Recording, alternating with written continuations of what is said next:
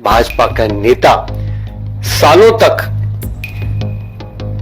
इस माहौल को निर्मित करने में व्यस्त थे और एक बहुत बड़े नेता का बयान आया था,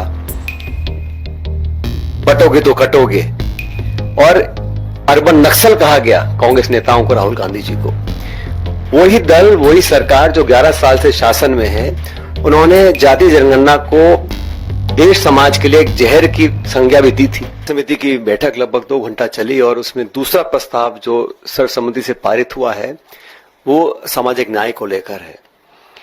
हाल ही में भारत सरकार ने एक घोषणा करी कि जो सेंसस होगा उसमें जाति जनगणना को वो इंक्लूड करेंगे। उस पर विस्तार से जो प्रस्ताव है वो आप लोगों को दिया जाएगा, लेकिन जो मूल मुद्दे थे उसका सारांश मैं आपके समक्ष रखना चाहता हूं। हम सबको ज्ञात है कि कई सालों से राहुल गांधी जी और कांग्रेस पार्टी इस मुद्दे को लेकर बहुत प्रखर रहे और तमाम विरोध के बावजूद पूरी भारतीय जनता पार्टी, पूरी भाजपा की केंद्र की सरकार, भाजपा का नेता सालों तक इस माहौल को निर्मित करने में व्यस्त थे कि राहुल गांधी जी और कांग्रेस पार्टी जो मांग है अव्यवहारिक है। और एक बहुत बड़े नेता का बयान आया था, बटोगे तो कटोगे, और अर्बन नक्सल कहा गया कांग्रेस नेताओं को, राहुल गांधी जी को। वही दल, वही सरकार जो 11 साल से शासन में है, उन्होंने जातीय जनगणना को देश समाज के लिए एक जहर की संज्ञा भी दी थी। आज जनता के दबाव के अंदर और कांग्रेस पार्टी के, राहुल गांधी जी के लगातार संसद के अंदर, संसद के बाहर इस मांग को करने पर यह समझ गई केंद्र की सरकार कि जनभावना आज कांग्रेस के साथ है। इस देश की अधिकांश जनता भागीदारी चाहती है और राहुल गांधी जी और कांग्रेस पार्टी ने बार बार कहा, ये सिर्फ एक जनगणना नहीं है, ये एक पारदर्शी तरीके से, वैज्ञानिक तरीके से देश की अधिकांश जनसंख्या किन हालात में अपना जीवन व्यतीत कर रही है, कितने पढ़े लिखे हैं, क्या कमा रहे हैं, क्या खा रहे हैं, क्योंकि भारत और राज्य सरकारों का जो बजट है उस बजट का आवंटन, नीति निर्माण करना, सहयोग समर्थन देना अभी सिर्फ अंदाजे के साथ किया जाता था। कोई जवाबदेही, कोई ट्रांसपेरेंसी नहीं थी और सरकार मनमाने तरीके से जहां चाहा वहां बजट, पैसा और योजना लगा दी। अब हमने मांग करी है कि बिना समय खोए, क्योंकि सरकार जुमले देने की बहुत आदी है, महिला आरक्षण पर एक जुमला दिया हुआ है, न जाने कब वो लागू होगा, तो हमने मांग रखी है कांग्रेस वर्किंग कमेटी ने कि एक समयबद्ध सीमा बांधकर आप कार्य करें और जो जनगणना हो उसमें जो आप किस प्रकार के प्रश्न पूछेंगे उसमें साइंटिफिक तरीके से किया जाए, पारदर्शी तरीके से किया जाए, ताकि किसी को आशंका ना हो। और हम लोग चाहते हैं कि सर्ववर्गीय समाज, पूरे देश को अगर आगे बढ़ाना है तो कोई हिस्सा पीछे नहीं छूटना चाहिए।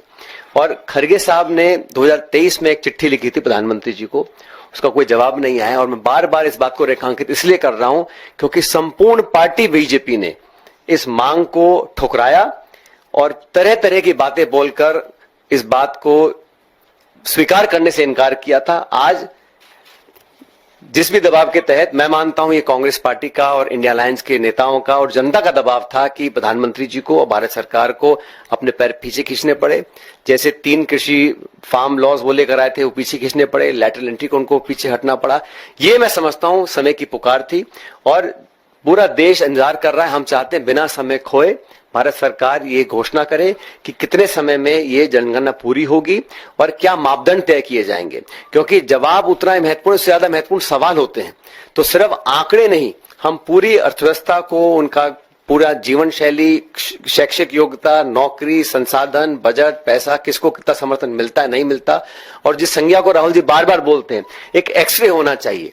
एक्सरे होने के बाद हम लोग सही तरीके से भागीदारी सुनिश्चित कर सकते हैं, समर्थन, आयोजन, बजट, पॉलिसी इंटरवेंशन टारगेट कर सकते हैं।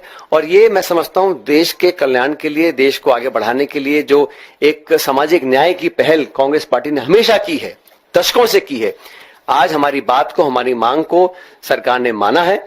हम चाहते हैं कि इसको तुरंत लागू किया जाए और बिना विलंब के इस पर हम लोगों ने विस्तार चर्चा करी है और एक सर्वसम्मति से प्रस्ताव पारित किया है जो बहुत जल्द आपके बीच में हम लोग सर्कुलेट करेंगे।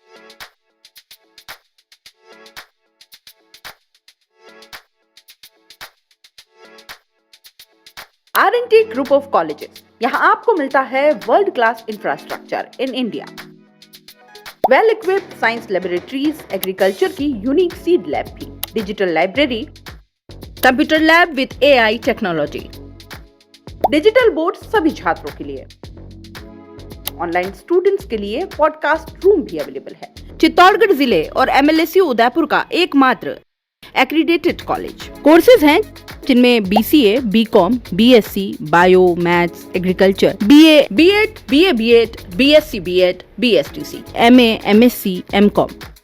बड़े और खुले ग्राउंड स्पोर्ट्स के लिए, जहां होती है sports activities, training, personality development, student development activities, seminar और कॉन्फ्रेंस फैसिलिटी भी, NCC एक्टिविटीज, ताकि NCC कैडेट के रूप में आप भविष्य संवार सके, देश की सेवा कर सके।